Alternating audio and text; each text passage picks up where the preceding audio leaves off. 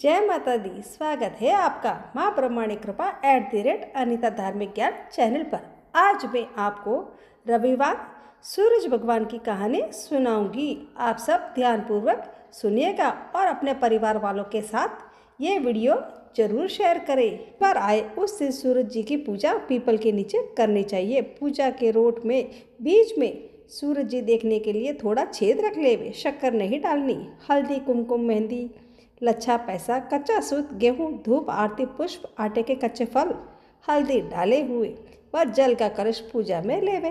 पूजा करने के बाद कुसुम्बल और रोठा में से सूरज जी देखते हुए 7 बार अर्घ देना चाहिए। सूरज देखते समय बोलते हैं, सूरज बाबो दिटियो दिटियो जैसो टूटियो। जल छोड़ते वाला बोलता है, कहानी कहते हैं, व्रत करते हैं। सूरज रोठा के उजरने में 8 औरतें एवं 1 साठिया जिमाते हैं और कल्पना कलपते हैं कि इस दिन एक रोज पूरा स्वयं ही खाए, झूठा न छोड़े, न किसी को उसमें से खाने दे।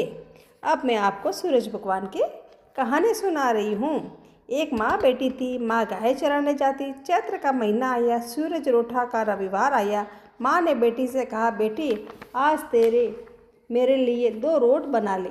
मैं गाय चरा कर आती हूँ, फिर तू और मैं दोनों पूजा करेंगे। बेटी ने माँ के निमित्त 1 रोट तैयार किया। इतने में सूरज भगवान जोगी का वेश धारण कर आए और बोले कि माई भिक्षा दो। बेटी ने कहा, मेरा रोट अभी सीखा नहीं है। तो जोगी ने कहा कि मैं जाता हूँ। बेटी ने सोचा, जा तक खाली नहीं जाना चाहिए। उसने माँ के रोट में से किनार खांडी करके जोगी को थोड़ा रोट दे दिया। माँ गाय चरा कर आई। बेटी से बोली, मेरा रोट कहाँ है? खंडित रोट देखकर माँ बावली हो गई। वो घी रोठो दे, रोठा मैली करो दे, कहती नगरी में घूमने लगी। बेटी डर के मारे पीपल के झाड़ पर बैठ गई। 3-4 दिन निकले। बेटी भूखी प्यासी बैठी रही। सूरज भगवान को उस पर दया आई। सूरज भगवान ने उसके लिए पानी का लोटा व चूरमा भेज दिया। एक दिन एक राजा का कंवर शिकार करके आया और उसी पीपल की ठंडी छाया में बैठा और बोला, कितना अच्छा होता कि पीने को थोड़ा पानी मिल जाता। ऐसा सुनते ही लड़की ने थोड़ा पानी डाला। फिर राजा के कंवर ने कहा, मुझे बहुत भूख लगी है, कोई खाने को दे तो अच्छा होगा। तो लड़की ने ऊपर से चूरमा डाला। कंवर की भूख प्यास मिट गई। वो विचार करने लगा कि यहाँ कोई है। यह सोचकर राजा ने अपने सिपाहियों को पीपल के पेड़ पर खोज करने भेजा। उन्होंने सब जगह देखा, उन्हें कुछ नहीं मिला। तो राजा का कंवर खुद ऊपर चढ़ा और ढूंढा तो वह लड़की मिली। राजकुंवर ने कहा, तू कौन है? तब लड़की ने अपनी कहानी सुनाई। वो नगरी के राजा हो, मैं तो गरीब व अनाथ लड़की हूँ, मेरे कोई नहीं है। राजा जी माने नहीं। गाजे बाजे के साथ उस कन्या से पीपल के नीचे ब्याह कर घर गए। बहुत दिन बीत। एक दिन माँ घूमती घूमती महल के बाहर पहुँच गई। आवाज़ देने लगी कि घी रोठो दे, घी रोटा मैली कोर दे। बेटी छत पर खड़ी देख रही थी। रानी ने सिपाहियों को भेजकर माँ को बुलाया और एक कमरे में ठहराया। कमरा बंद कर दिया। एक दिन राजा ने सारी चाबियाँ मांगी। रानी ने 6 कमरों की चाबियाँ तो दे दी, पर 7वें कमरे की चाबियाँ नहीं दी। राजा ने जिद करके 7वें कमरे की चाबी लाकर 7वां कमरा खोला तो आगे सोने की शीला देखी। राजा ने रानी से पूछा कि ये क्या है? रानी ने कहा, ये मेरे पीहर की भेंट है। राजा बोले, हमको आपका पीहर देखना है। रानी ने कहा कि मेरे पीहर नहीं हैं, आप तो मुझे पीपल के पेड़ के नीचे से ब्याह कर लाए थे। राजा हट करने लगे तो रानी सूरज भगवान से विनती करने लगी और 1.25 पहर का पीहर वासा मांगा। राजा रानी पीपल के पेड़ के नीचे आए। वहाँ सारा कुटुंब था।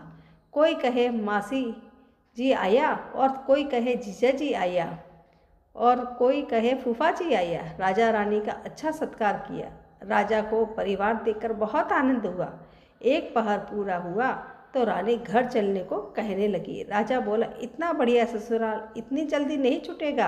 अब तो रानी कुंवर के चिकोटी काटने लगी, उसे रुलाने लगी और कहा कि मेरे तो कुंवर रो रहा है, आप राजा जी जल्दी चलो। राजा रानी को पीहर वालों ने खूब दिया और विदा किया।